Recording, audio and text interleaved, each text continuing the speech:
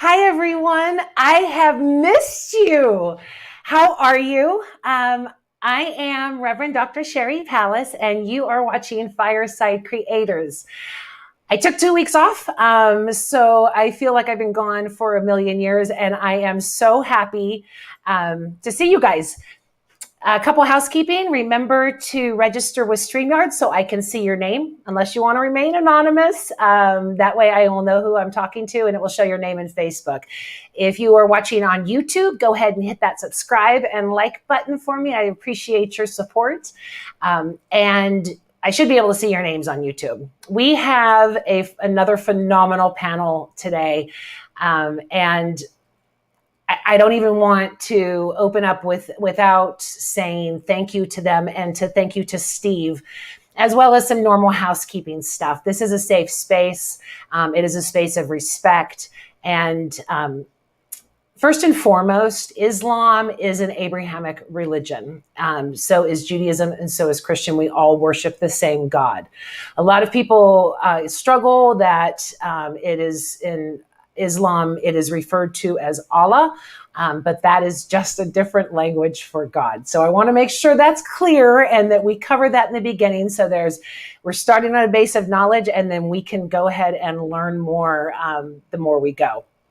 I am once again so glad to be here, and let's go. Let's do this. First, I would like to welcome. See if I can do this. I'm sort of out of practice. Safi Kaskas is an administrator in managerial sciences with over 40 years experience in strategic planning, leadership, business ethics in the corporate and academic worlds. He is a co-founder of East West University in Chicago, Illinois. Dr. Kaskas has studied Abrahamic religions and lectured on Islam, interfaith, and reconciliation. He translated and published the Quran into simple, easy to understand English in January of 2015. And published the Quran with over 3,000 references to the Bible in January of 2016. Welcome, Safi. How are you today? I'm doing great. Thank you very much. Thank you. Thank you so much for joining us.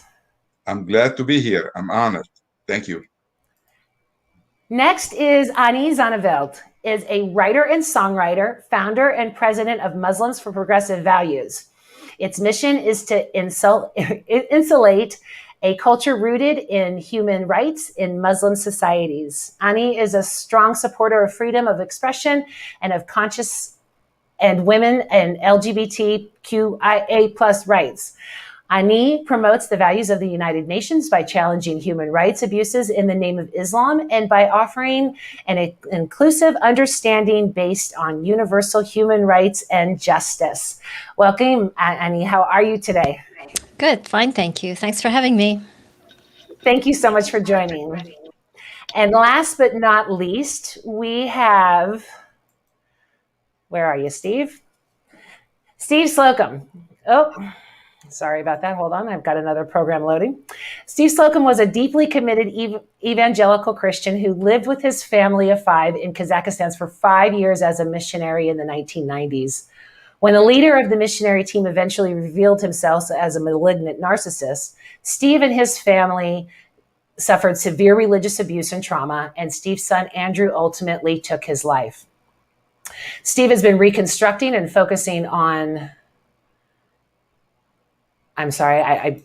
focusing on working towards a culture of diversity, equity, and inclusion. He is the author of award-winning book, Why Do They Hate Us? Making Peace with the Muslim World, and the founder of the nonprofit SalamUSA.org. Welcome, Steve. How are you today? Awesome. You're great to be here. Well, thanks for everyone joining us. I want to get right into this conversation because I know we have a lot to talk about. And I want to start with just the simple thing of we'll start with Safi. Tell me about the work that you do and what you are passionate about. Sherry, my life at this time is focused on the Quran. All I do 24 hours a day really is to think about how to update my Quran translation that was published 6 years ago. But as science advance and unfold, And as we grow older and gain more experience, new meaning is unfolded. And I need to include that in my translation. That's why I call it a contemporary understanding. Contemporary means up to date. And some time ago, we forgot to do this. So we had translation that are 60 years old, 100 years old, 200 years old, and exegesis that are thousands of years old. And that's not the Quran. That's not good.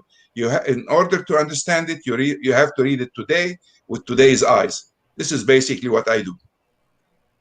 Fantastic. Thank you. Steve, what are you up to and what are you Well, passionate about these days? yeah, I'm passionate about bringing people together.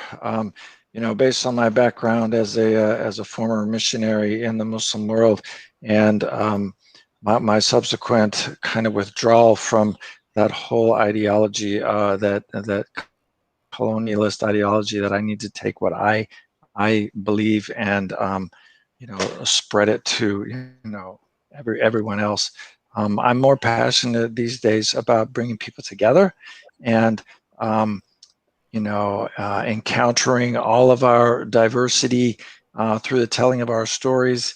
And so I'm just excited about having friendships with people like Ani and Safi, and how much I've learned from both of them. I've learned so much, and I'm just really excited to listen and hear from them in this conversation today.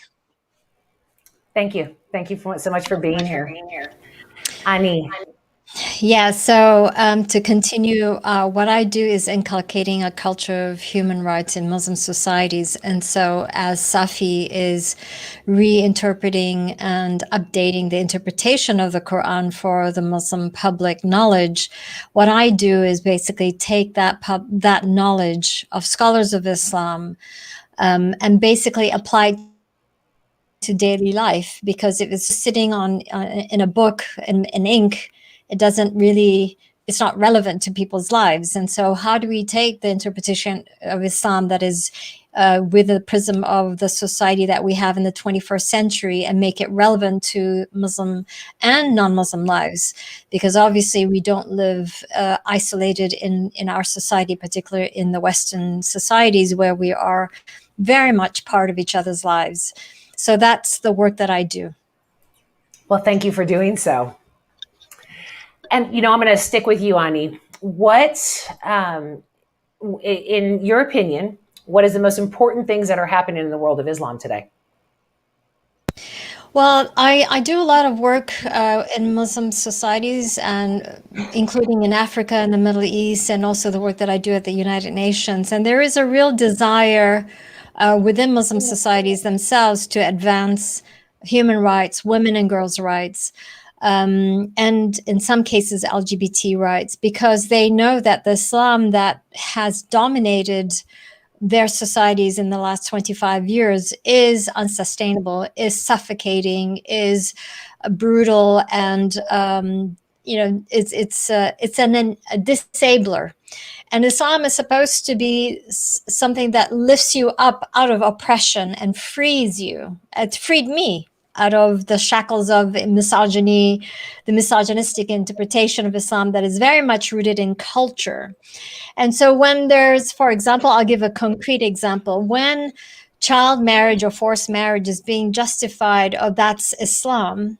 Well, there's actually a lot of work being done by religious leaders, by male religious leaders that we partner with in rebuttaling that interpretation of Islam and saying that, well, actually that's a misinterpretation, that's a bastardized version of Islam. And so so the work that I'm doing right now really is working with local partners, specifically the religious leaders who are human rights affirming, in changing the society from which they live, and changing that culture and that mindset from the religious context. Because as you know, our culture and how we live our lives is very much influenced by religion. And so religion has a positive role to play in people's lives. And so that's what's really engaging the Muslim world right now. That's the way it's supposed to be, right? Religion is supposed to teach us to love and to be better humans. And I think that we need to all focus on that, not only just in Islam. Steve, what do you see happening in the world of Islam today? Wow. Well, honestly, I'm just a passive observer. I can't speak to it like either Ani or Safi can.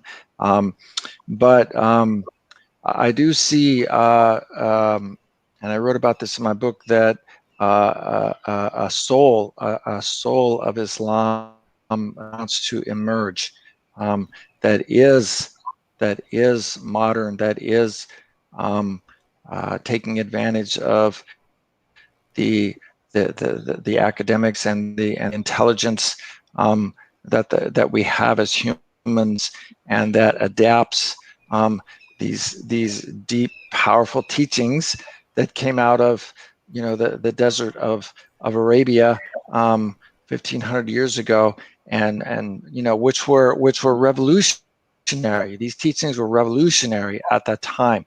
They were so powerful and changed the culture of the Middle East powerfully.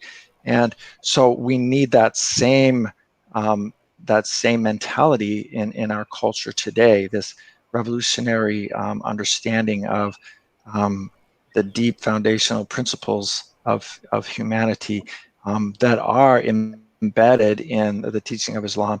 So that's what I see as what's happening, this soul of Islam trying to be kind of born again in a society that can send a spaceship to Mars.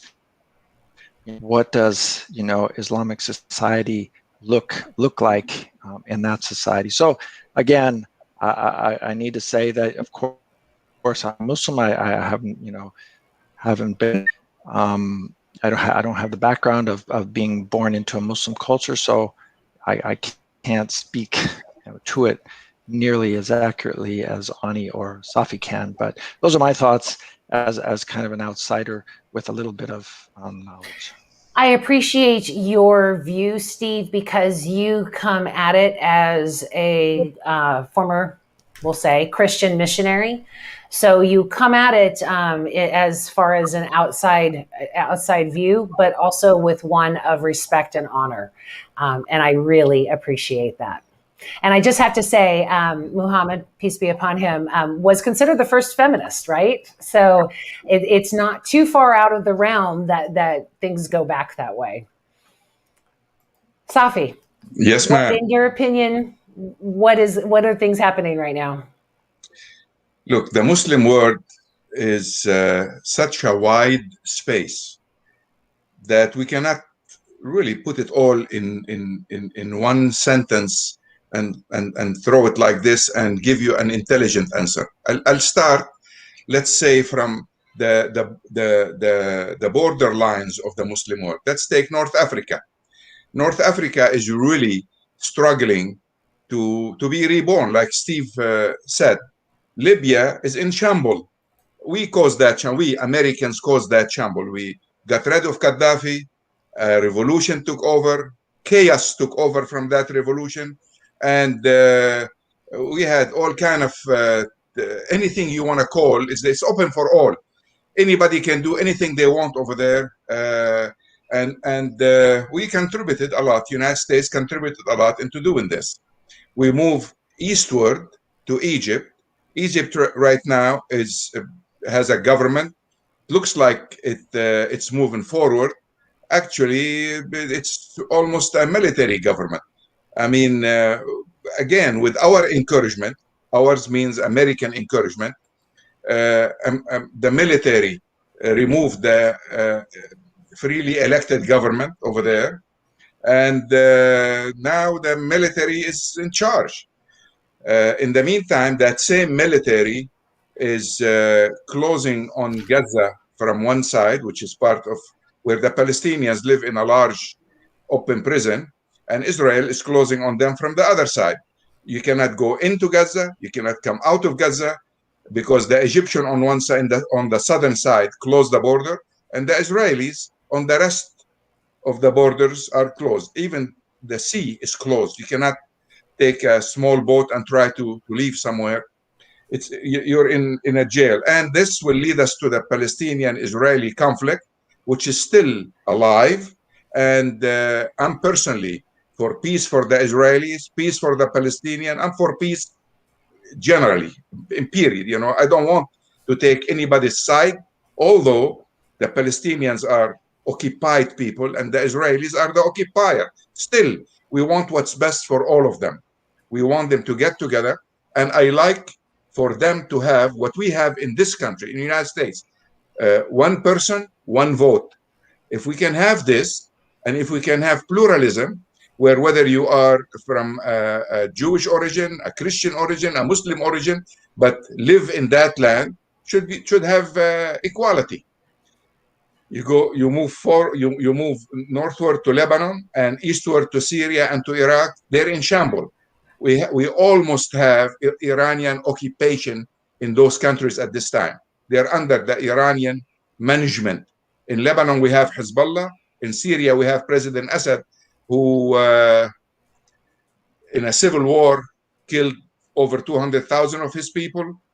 And Iraq is still trying to, after our invasion of Iraq, after the American invasion, still trying to get it together. So when you ask me about the Muslim world, every country in the Muslim world today is struggling to normalize. I mean, I can go and talk about Iran. I can talk about Afghanistan. We're still trying to get out of Afghanistan. Why did we go there? I don't know. I don't know. What did we do there all these years? I don't know. Did we try to convince the Afghans to have a constitution where people can be represented like what we have here? No, we did not. Did we at least try to teach them the value of love? No, we did not. No. What did we do? I don't know. So why do we go and invade other countries? I don't know. Then Muslims are accused of being terrorists. Well, I can't accept that. So we keep moving. We have, thank God, some stability in Malaysia, in Indonesia, which is the largest Muslim country.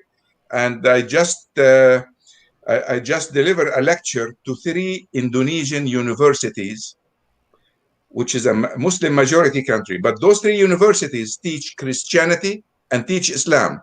And the topic that I talked about is how to reconcile our holy books.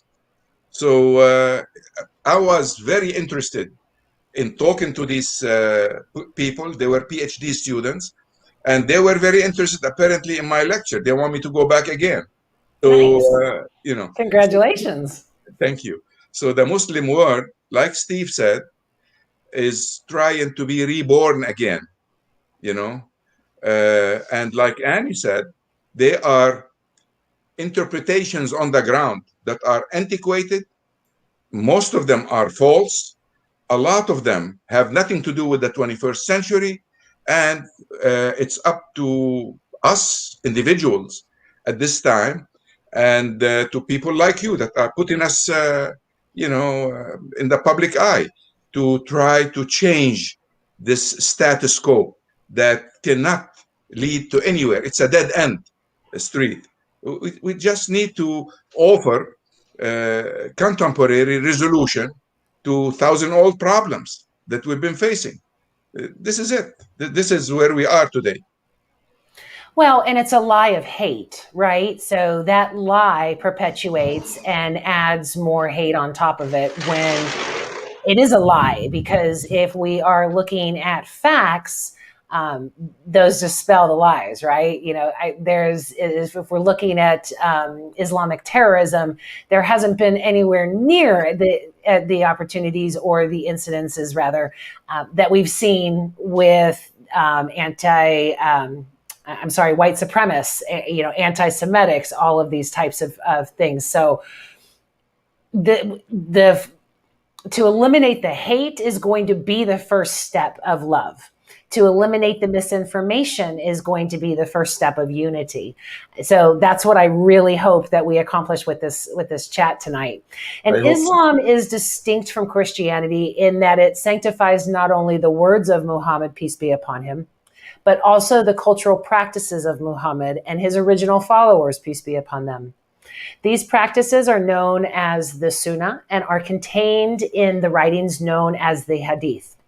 How do these references for the 5th century Arab culture complicate the practice in the Islam in the modern world today?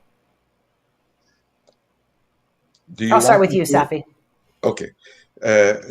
Look, there is one thing that's sanctified and God promised to preserve, the words of the Quran in Arabic. My translation has no holiness in it. It's my understanding of the Quran. I put it down and gave it to the word and say, this is how I understand the Quran. So it has no sanctity. The Quran in Arabic is the revealed word of God. This is something I think everybody agrees to. So the hadith is what they tell us the prophet, peace be upon him, said about a certain issue. I gathered 300 of these hadith, there are thousands. I gathered 300 of them that deal with the best of manners, they're relational. How do I meet my neighbor in the morning? How do I do business during the day?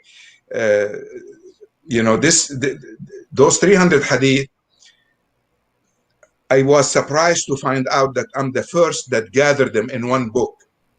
For 1450 years, Muslims were focused on controversial issues and discussing them, but left those issues that are not controversial, that everybody will agree on, alone. In my own mind, translating the Quran will not do the job unless I add to it the way Prophet Muhammad, peace be upon him, looked at life, looked at the relationship between neighbors. For instance, give you an example.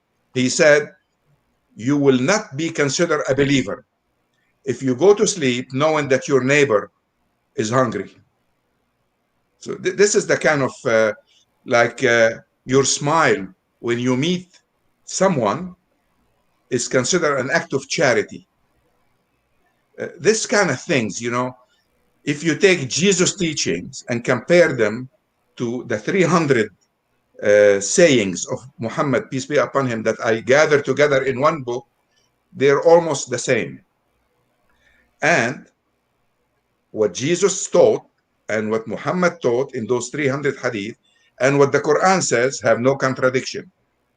I always tell people, United States have two things to export to the world. One is officially, which is the constitutional principles that we have. The second thing, privately, are the principles of Jesus. If we do this, we'll be doing the world a favor and we will be helping others. I see myself with a mission. I like for Muslims to know Jesus of the Gospels, and I like for Christian to know Muhammad, Jesus of the Quran. So the Christian need to know what the Quran says about Jesus, and Christians need to know, Muslims need to know what the Gospel says about Jesus. And this is the beginning of building a bridge.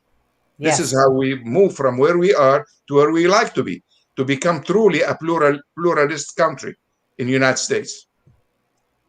So many people are shocked that Jesus is referenced so often in the Quran, as well as Mary having her own book.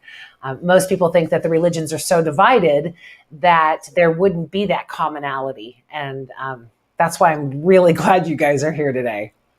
Ani, I'll skip to you. How do you see the 5th century Arab culture complicating?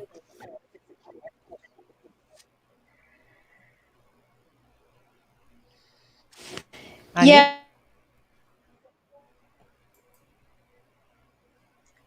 How does stuff that I'm sorry, go ahead.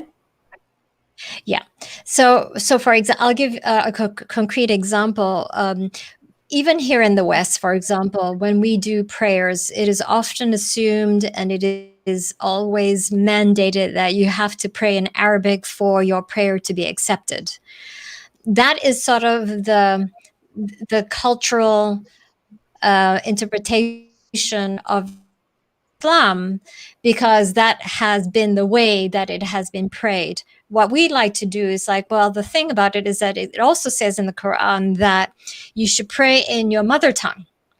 And so I think if we actually understand what we pray, whatever that language is, it resonates better. It connects spiritually better than if we were going to pray in a foreign language. If you as a Christian are going to pray in Latin, yeah, I mean, I'm not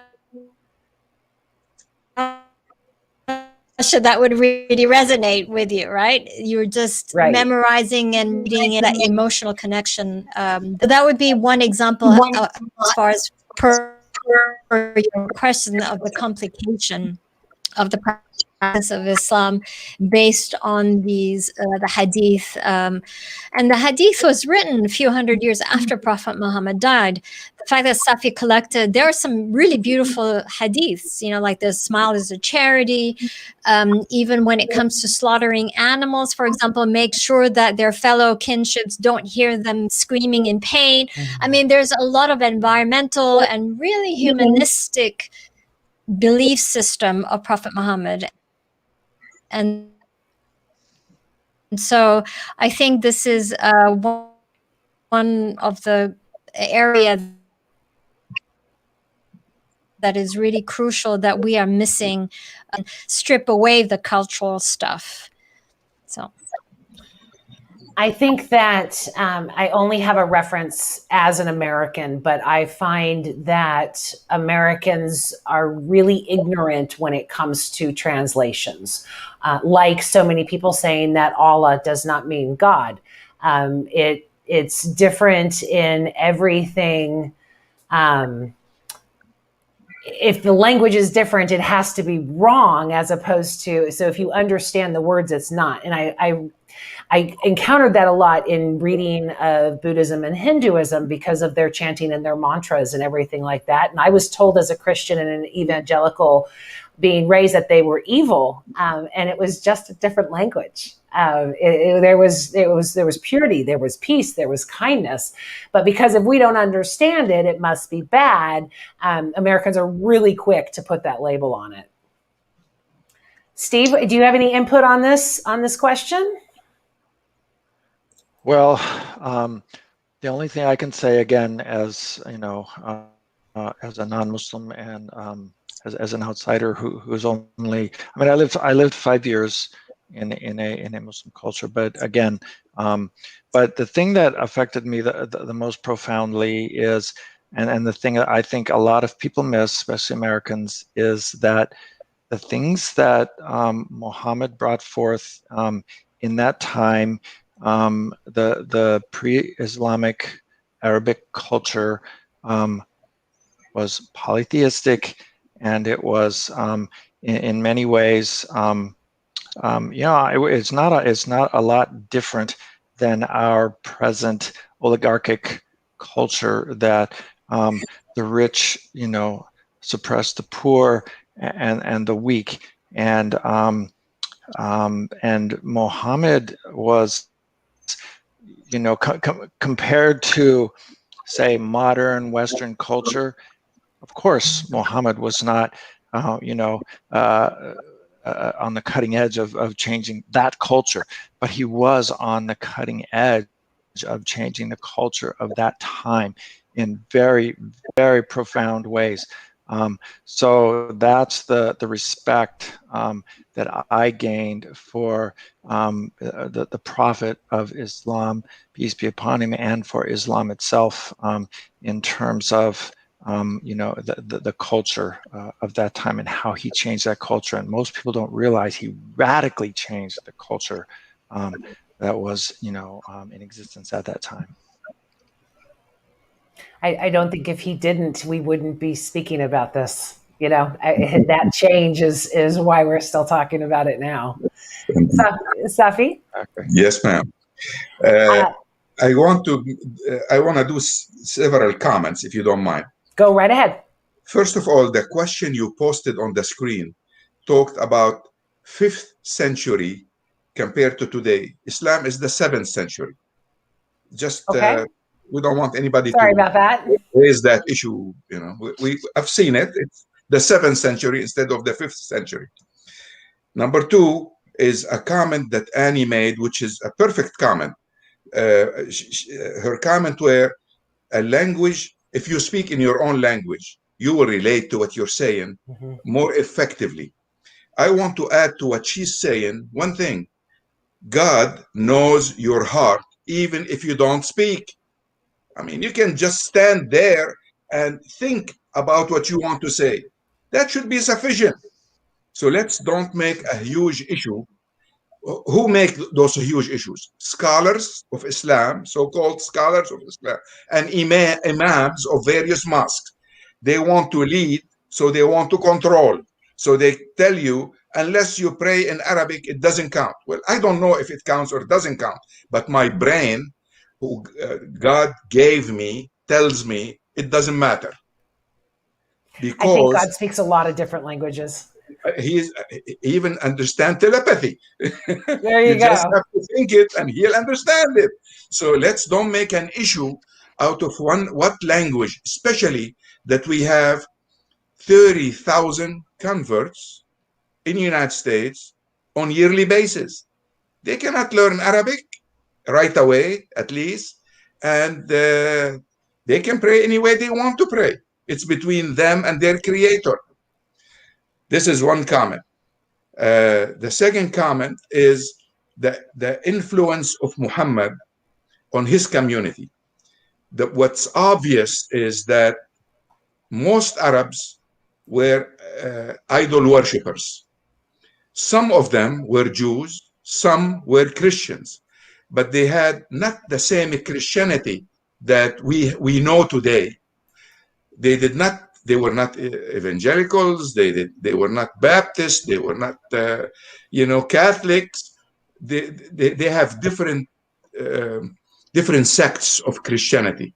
Some of them believe that Jesus was the physical Son of God, actual biological Son of God. That is out of the picture completely. No one believed that today. But at that time, in the 7th century, some Arabs, Christians, believe that. So the Quran criticized that. Some of them believe that Jesus is from a different matter than God, lower matter. The human version, right? So not the human version, a God, but not equal to the Father. So in fact, we had 3 gods in that philosophy, or 2 gods at least. But then in Nicaea, in 325, Constantine gathered the bishops and they came to an agreement on all of this. The Son and the Father are from the same matter. Okay, so they solved that problem that was not solved during the time of Muhammad. So until 325, we didn't have a Christian agreement of the nature of Jesus. I personally rather stay away from all issues related to God's nature. All I need to know is God is my creator and the creator of this universe. And he's the creator of this beautiful earth. He gave me the right combination of oxygen and hydrogen so I can be able to live here on this earth and enjoy it. He created beautiful people like those you're looking at right now on the screen. And I thank him for that, So I enjoyed what he gave me. I don't consider life on earth a punishment. I consider it a life that God gave me specifically to exercise my freedom to choose. In that sense, what we are here is not because we're sinners with a faulty nature looking for salvation. In that sense, we are perfect creature that God gave life to, put us here with a free will to see if we're going to choose him freely or we're going to oppose him with our free will. So how do we oppose him? We choose ourselves, our selfishness over selflessness. If I choose God in everything I do, I will have to also serve my neighbor. The two goes together. If I know that there is a creator and I owe him to love him because he loved me and he created all these beautiful things for me, then I have to honor him by honoring other creatures that he created. So I need to love my neighbor or show respect to my neighbor, whether my neighbor is black, white, yellow, red, male, female, coming from Lebanon, or was born in Europe and came on those early ships to Mayfair and all of this. Equality is the name of the game. We are all a human being created by the same God, and we ought to all be honored. He said in the Quran, I have honored the children of Adam. So if he honored all of us, that means the believer and the non-believers. Those who love him and those who don't even recognize that he exists, he honored them. So there are verses in the Quran that says God kept a record for the believers in an open base document. I don't know what that document looked like. In an open base. And the record of those who rejected him in a closed base record. Christians call it the book of life. He wants to honor them even if they are disobeying him, if they are mischievers, if they are, he's trying to honor them. Who am I not to honor everybody and not to love everybody? So the Quran requires me to do this. This is why we have the Quran, to explain what should we do. It's a book of life. It's like a map for how do I chart my life as a believer, One of my favorite aspects about Islam is the honor of all sentient beings. Yes. Christianity has a lot of flaws in that, thinking that we are superior and very ego-driven above all of the animals. And the fact that Islam honors all creatures on earth warms my heart. Sherry, let me add one thing here. Of course. A saying of Prophet Muhammad that I think it blew my mind actually when I read it first time. It says, if the day of judgment is upon you, it's happening right now, and you have a small plant that you are ready to plant, finish planting it. Really? Yes. See, to me, this is not only concerned with nature. It's not ecologically aware. This is hopeful. This is futuristic. This is telling me not to abuse nature, but to honor it. It's what we need for Muslims is to reread the Quran with critical eyes. If we don't read it with critical eyes, we haven't done anything. If we read it the way my grandfather read it, well, my grandfather, if he sees my smartphone, he will think it's a miracle. In fact, it is a miracle, But miracle science and technology. It became a daily event. You want to say something, Annie? Yeah, I want to say something. So, all what we're saying, what Safi is saying and what I'm saying and Steve's observation is at the heart of Islam, which is as revealed in the Quran, and to a certain extent the Hadith. But the problem is that this is not what the Muslim public is being taught. Yeah. And so this is the moral corruption that has taken over the Muslim world, where Safi is talking about the despair that's going on in the Muslim world. There's the political aspect of it that has gone on for centuries, but this political is also heavily influenced by moral corruption. So for me, the way I look at it is that you could not pay me $1 million to go kill somebody else. That's it. That's the moral line, right? But there are some people that do it in the name of religion. So that's a moral corruption there. Now, the thing about it, too, you have religious leaders who are also morally corrupt. I've been threatened by them in real time in the work that I do.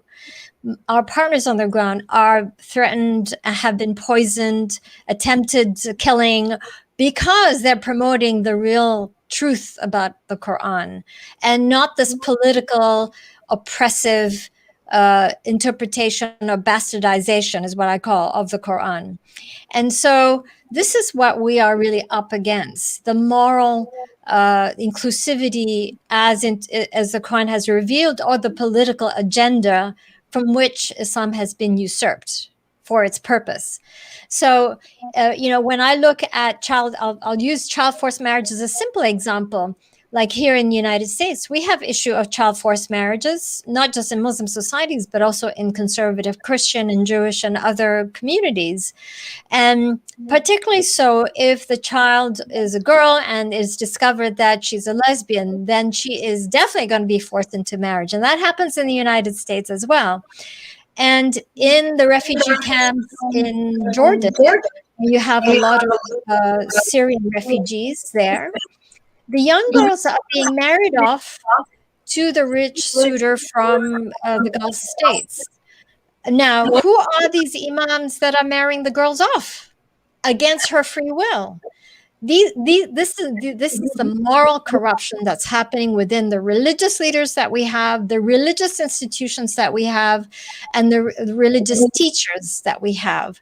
And it's going to take, I believe it just takes one generation to do this, but obviously it's going to take a massive effort in order to do this. But it's going to take the awakening of Muslims themselves to fight the good fight. And so, but it all stems from, what is your moral compass? If it's between the moral compass and the bag of money, that's the choice that people are making. And I see that moral corruption, that moral corrupted choices every single day of the work that I do, within the realm of the work that I do. So that's the reality of it.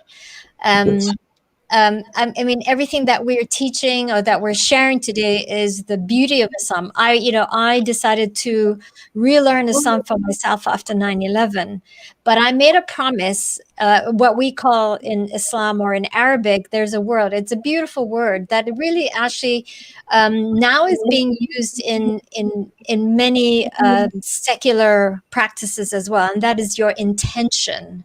How do you set your tone? How do you what is your intention of when you wake up, or when I have a conversation with Steve or with Safi or with you, Sherry, right? What is my intention and how I live my life? And so after 9/11, I decided to restudy Islam for myself, and I set my intention, my niyat, and that is, I'm going to relearn Islam, and if I leave Islam, so be it. But if I come closer to Islam because of it, then so be it. And then that whole surrendering process happens. And so I fell in love with the Quran because I found that to be even more liberating than the Islam that I was raised on. And more social justice and human rights rooted than the actually lived practices of Islam. And that's when I decided, you know what? I can't go back to the mosque because that is not the real deal. Sorry. Wow, yeah.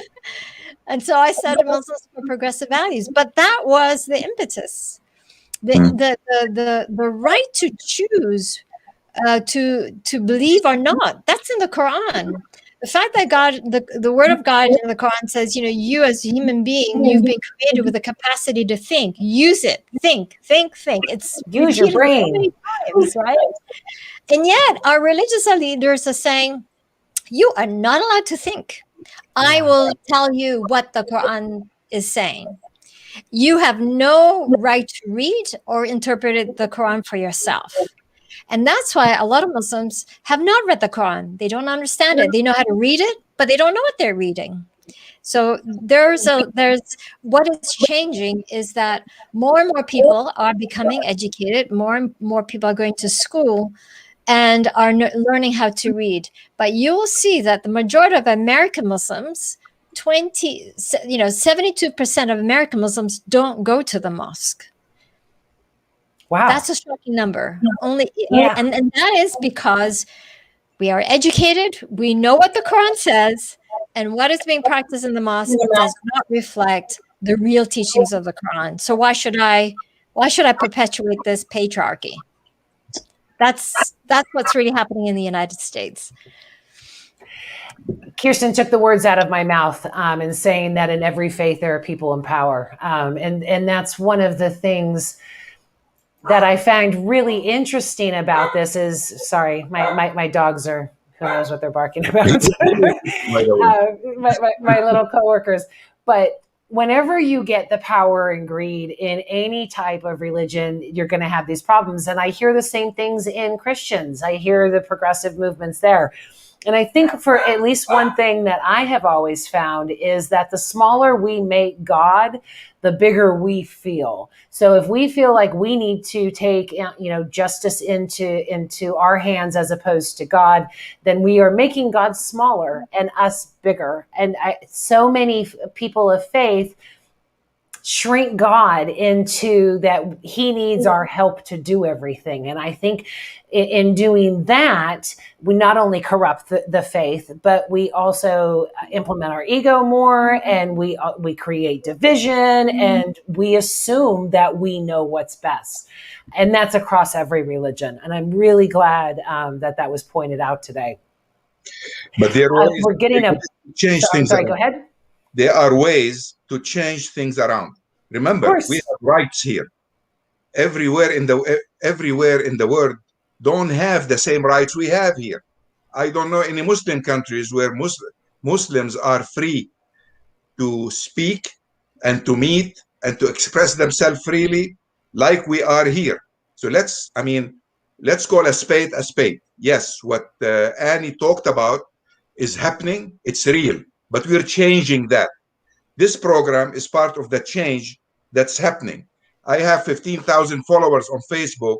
I challenge anybody to tell me who's Christian and who's Muslim there.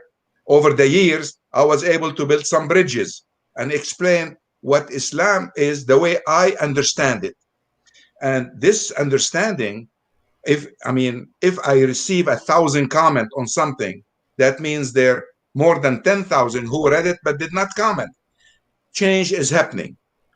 And in the United States, Annie can run for an office and can have more influence and can be, for instance, the ambassador at large for freedom of religion, and can go to some African countries that she already visiting, and go to the Middle East, she already visiting there, and express herself without being in the imminent danger that she's facing. And I know she's facing danger. Some people consider her a threat. I consider her a mercy from God. We need people like her. But on the other hand, we also need to think strategically. I don't just want to understand Islam for myself. I don't want to dedicate years of my life just so I can find why we are here, where did we come from, and where are we going. These are important questions to share with the rest of the world, and when I translated the Quran, I was living in Saudi Arabia. I had a company there. I started over 100 different startups for other Saudi businessmen. I was making a living over there. And I dedicated time to translate the Quran while I was in Saudi Arabia. What I was doing at that time was very questionable. If they knew what I'm doing, maybe I would have faced, not today, at that time, I would have faced a lot of problems. Some Saudis that were intimate friends will come to me and say, who authorized you to translate the Quran? I say, the First Amendment of the Constitution. They say, what Constitution? I say, I'm American, the American Constitution. By the way, Sherry, you need to know this, and Annie need to take that in consideration, what I'm going to say in consideration. The freedom of religion and the freedom of thoughts were established in the 7th century by Prophet Muhammad when he moved from Mecca to Medina. He was asked to move to arbitrate between two tribes that were at war against each other for years. And they were tired of fighting. So they wanted a fair arbitrator to come and govern the city. At that time, the city name was Yathrib. So Muhammad went over there. First thing he did is to build a place of meeting and prayer. That's his mosque. And then people started coming, wanted to pledge allegiance to him. They didn't have voting at that time, but they have pledge of allegiance. You come and shake his hand. I say, I pledge allegiance. He stopped them. He said, on what basis are you pledging allegiance to me? They said, well, we invited you to lead us and you're here, so we're pledging allegiance. He said, no, my religion is contractual. That means if we want to get married, we sign a contract. And we should have witnesses. If we want to do business, we sign a contract. And we have witnesses. If you want me to lead you, I have to write a contract. It's the first social contract in history. And people need to read it more. It's called the Constitution of Medina. You can Google it. It's right there, all over the internet. The Constitution of Medina. Steve was saying that Muhammad changed the culture. Yes, he did. The first item of that constitution says, we are a nation among nations. He immediately changed the loyalty from tribal into national. And it says the Jews of Medina, the Jews have the right to practice their religion without any interference. No one, whether Muslim or non-Muslim, in that town has the right to interfere in anybody's practice of their own religion. Look, that at that time, the idol worshippers in that city were 45% of the population. By the way, Muhammad he took a census before he did anything, and that also people don't know. But the first thing he did after he got there is to do a census. He found out the idol worshippers were 45%, the Jews were 40%, and the Muslims were 15%. So, but yet he was asked to lead that whole diversity of people. So he tried to establish a pluralist community. And he said, we are one ummah, one nation. That include the idol worshippers, include the Jews, include the Muslims. If the Muslims only understand that example, I think Jefferson somehow either was aware of what happened in Medina at that time or had telepathic powers, because the same principles in our constitution can be found in the Constitution of Medina. This is why I like living here. This is, with our constitution, is more Islamic than most Islamic countries. We just need to protect it. We need to cherish it. It's a very valuable asset that we have. Many people, look, the first time I went... Safi, I'm going to stop you there. I feel like I'm on Oprah for a second. I just had an aha moment. Okay. Okay. Say that again. Our constitution is more aligned with Islam than... Yes. Look, it's more aligned with the principles of the Quran and an actual document that Muhammad wrote when he was invited to lead the people of Yathrib, who later changed its name to Medina, because his constitution was a civil constitution. So he changed the name of the town as from Yathrib to Medina. That means the place of civility, the place where civil law. That constitution, by the way, doesn't say the Quran is the reference for all laws. Does not say Islam is the religion of the town. Muslims were only 15%, but they can live with a majority and treat everybody as equal. It's called the Medina Constitution. Yes. If you Google that up, it's called Medina, Medina Constitution. Yes. And also, what is remarkable, this is one example of something that Safi, that I learned so much later in life. And I'm born, raised Muslim, that yes. I didn't learn about until I was in my 30s. And I also, another thing that I didn't learn until much later in life as a Muslim is the agreement that Prophet Muhammad had with the Christians at that time, which until now there's a signature, his handprint, yes. In this. It's up in Egypt, and it's there's 6 covenants, 6 with various Christians of the world, yeah. and all of them protect Christians. Yeah, and basically, in essence, this agreement says that Muslims will protect Christians and the places of worship from today until the end of time. Yes. And so there's no dispute. I mean, there is evidence of that agreement even in print. So in writing. So it is remarkable that there's all this stuff that we're sharing with you and your audience that is actually probably for many Muslims is also new, because that's something, there's so many good stuff that we were not taught. And that's the unfortunate thing. And that's the reason why a lot of the Muslim world is in despair as it is. Yes.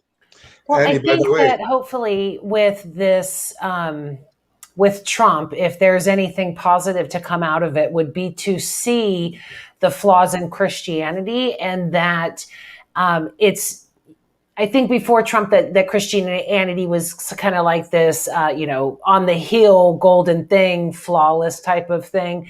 And other religions had the problems.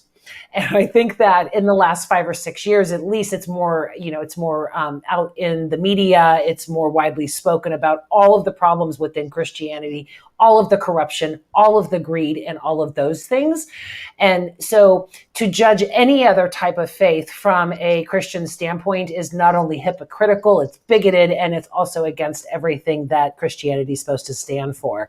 So I hope that in seeing our own flaws, that we stop looking at others. The whole speck in the eye and the wood in someone else's, because to say or to criticize Islam for these types of problems is completely and utterly hypocritical. There's bad people everywhere, and it doesn't take religion to have that person. But to do the work internally, to reflect and to change from within, that is the harder work. yes. Than to look at the outside of your community and to be critical of others is so much easier, right? Oh, and it's lazy. Yeah, it's lazy. Intellectually, really very lazy. Yes, exactly. Yeah. Yes. But let's don't forget that Steve helped a lot. I mean, and he's not alone there. He will tell you he's not alone. There are some fantastic people around. I call them neighbors. And they all try to look objectively at who we are, where we come from, why we're here. And he tried to present a fair picture to the rest of the world, and we really owe him something. I owe him at least a thank you. Most definitely. Thank you, Steve. Yes. So, actually, Sherry, look, after 9/11, it was a shock for me. 9/11. It was an existential threat as far as I'm concerned. And I observed that there are two kinds of Christians around. One looking for a revenge, and they call themselves Christians. The other group was called themselves followers of Jesus, and they were praying for their enemies. I heard them with my own ears praying for their enemies. The night of 9/11, my wife was invited to a prayer group. She took my boys, Omar and Yasser, and she went there, and they were praying for the president, attorney general, the whole government. And then one person suddenly started praying for Osama bin Laden. Of course, my wife was shocked. She called me. She said, those people pray for their enemies. So if I had a choice, which group of the two you think I will side with and try to get to know better and try to promote? Of course, the followers of Jesus. There is not one word Jesus followers or Jesus said in the red letter Gospels that any Muslim will disagree with. So we need to let that be known also. So, we need to spread these principles, not only about Islam, but also about what Jesus' principles are, because they will benefit both Muslims and Christians. They're beneficial for everybody. So this is where I come from. We don't need to see only the accident of birth that we're a result of. I don't only see Islam as a way forward. I see Islam in this country and the principles of Jesus together. Love is revolutionary. right? I hope It's so so. easy to do everything else. And love, we've known for hundreds of years or thousands, because this is what Jesus has said, right? That love was the answer, love was the path, and we still Yes. can't get it in our heads. That's really the goal. This is what we need to do. And when we add the dogma, when we add the all of the judgment and everything, and that's when things start getting screwed up, and that's when religion becomes a control piece as opposed to love and peace. Yes. Okay, so we are already at the top of the hour. Thank you. There's some questions that I do want. I'm going to go ahead and push the hour because I want to get through these questions. And one of them was from Kirsten, who is a loyal watcher. Could you talk about some of the overlaps between Muslim values and American values? Anybody, jump on in. Well, I want to touch on the separation of religion and state. That is clear, as you know, as Safi was talking about the Medina Constitution, because Yes. it's a federalist system, basically, which is what we have as a federation. That is one. And the fact that the Quran is full of the word justice, and you know, constitutionally, we also talk about, you know, in our Pledge of Allegiance is in justice for all, although we don't always live up to it. Just as in Islam, Muslims don't always live up to it too. Yeah. So that's the sort of, you know, the values that we are still aspiring to achieve as human beings, right? And we often fail. I think the most important thing for me is the issue of the right to choose. The separation of religion and state is one thing, from a state to the individual citizen, but also within the context as an American too, I have the right to believe or not, to be an atheist or not, or to believe whatever it is that I want to believe or not. And Islam also gives me that choice. There is very clear, even though that's not how it's being practiced, and I know a lot of non-Muslims and Muslims would be shocked to know that the Quran is very clear. There's no compulsion in faith. That is as black and white as it gets. And so I've been working on this issue as a way to redefine how we as individuals have the right to express ourselves, whether it be religiously or not. And what's really been rewarding, I should say, is that about 3 years ago, the highest Moroccan religious authorities, a committee of 3 men, actually made the same decision, and that is, there is no compulsion in religion in Islam, and that apostasy and blasphemy has no basis in Islam, and that it is a political tool. And so I think America needs to, and I want to appeal to your audience that, you know, we see a lot of politicking in the use of Religious Freedom Reformation Act in the Christian right, and also now that is being barred by the Muslim right, in using the Religious Freedom Reformation Act to justify discrimination in the name of religion. If we allow this, we are just basically going down the path of theocracy. And we know theocracy doesn't work. Look, it just doesn't work. No. So I want to forewarn your audience about this, the similarities between Islam, the independence, the right to think independently and to express that independently, and yet we see the mistakes we are making here in the United States as far as going down the path of theology. So heads up. Most definitely. Steve, you've been awfully quiet. Let me go ahead and pass the question to you. Do you see... You put it up there again. Do you see some of the overlaps between Muslim values and American values? Oh, yeah, absolutely. You know, that's actually one of the things that affected me the most profoundly in terms of my 5 years living in Kazakhstan and then coming back and doing the research in writing my book. You know, as I researched the life of Muhammad and the things that both Ani and Safi are sharing, you know, about these foundations of Islam, honestly, often I just broke down in tears for 2 reasons. One, that I could have so misunderstood, this other culture, this other way, and at the same time, secondly, that it was so similar to the core of the teachings of Jesus that I believed in with all my heart, and so much so that I would go overseas, to promote these teachings. But this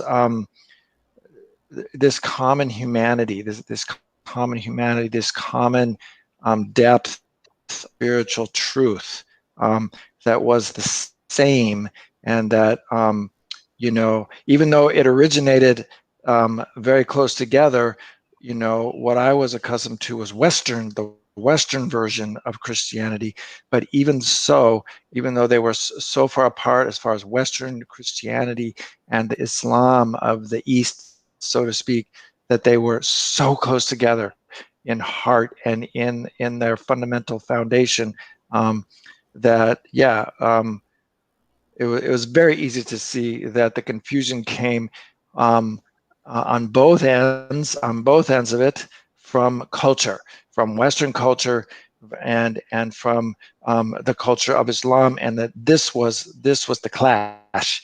It was a cultural clash. It wasn't a clash of the core teachings of the founders.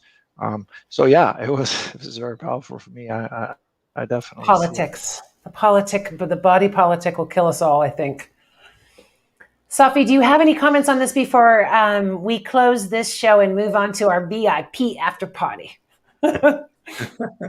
Well, I would like to encourage people, regardless of background, to look into the Quran and its teachings, and try to find a good translation and read it. And I like to encourage them to be to make up their own mind, instead of what the networks are saying or what the radio anchor people are talking about.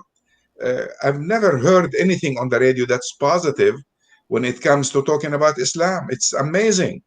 Those afternoon talk shows and they have everywhere in the United States on the radio influence a lot of people, and they're all negative. So don't let people influence you. Try to make up your own mind.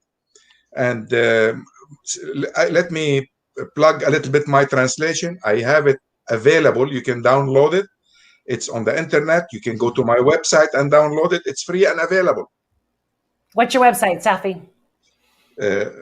Kaskas.com. Okay. Yeah. Final words, Ani?